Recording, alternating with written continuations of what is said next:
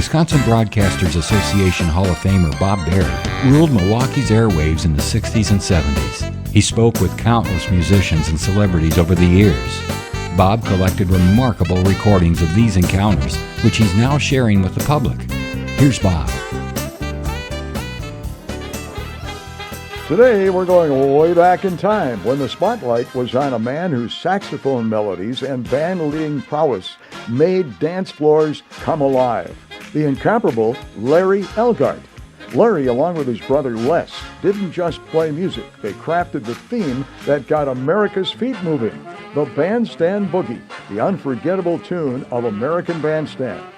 When big band music began to fade, Larry improvised a new sound, characterized by tightly synchronized sax and brass sections, and a lighter rhythm section. This fresh new approach, called Hooked on Swing, brought him back into the limelight. I hate to be such a pain. Look, we really appreciate you talking to us at this time of the morning, Larry, and it's really nice that you happen to be in our area and in Chicago. There was a benefit last night, wasn't it? Yes, it was.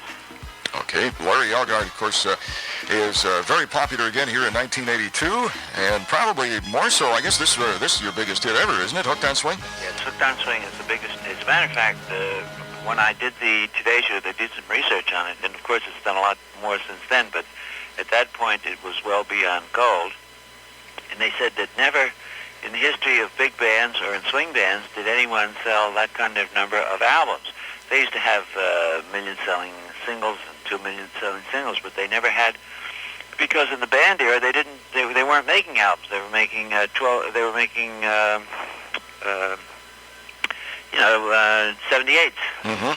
and when they started making LPs.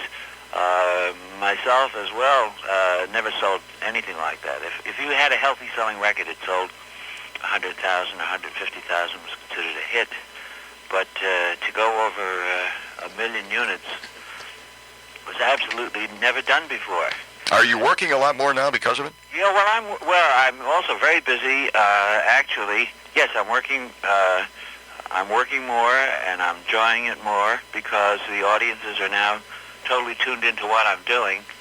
And I've had that feeling once before, and it's a marvelous feeling when they come there actually to hear what they've heard on the radio, what your current hit is.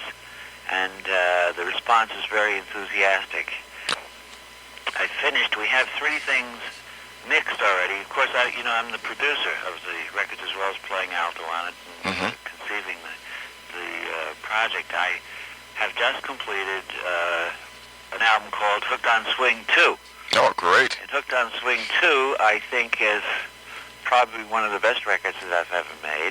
Is there a theme to it at all, Larry, to the album, the songs? Yeah. Well, it's very, no.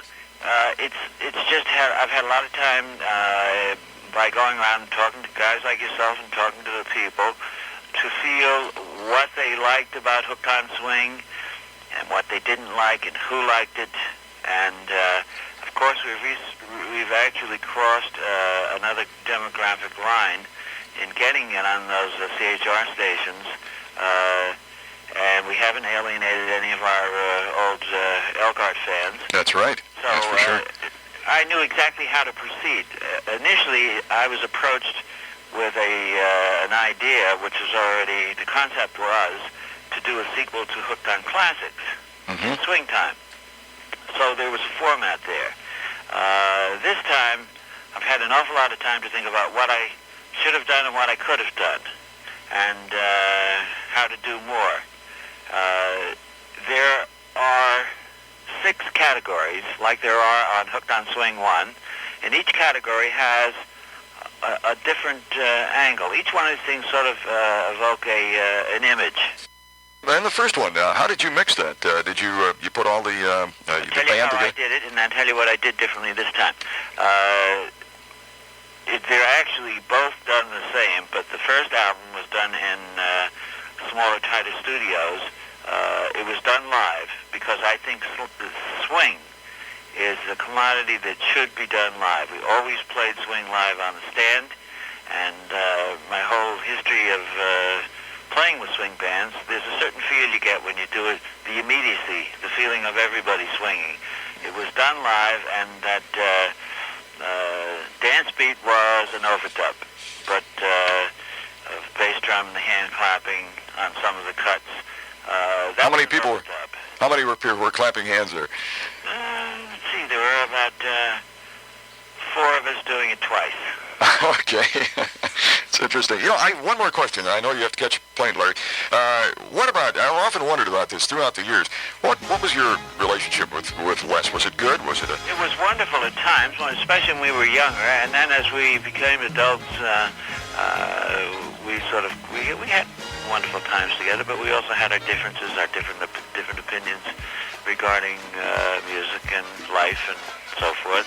I don't think that's terribly unusual. I don't think we're greatly different than most siblings. WOKY, Bob Berry, 1992. Thank you for listening to Bob Berry's Unearthed Interviews.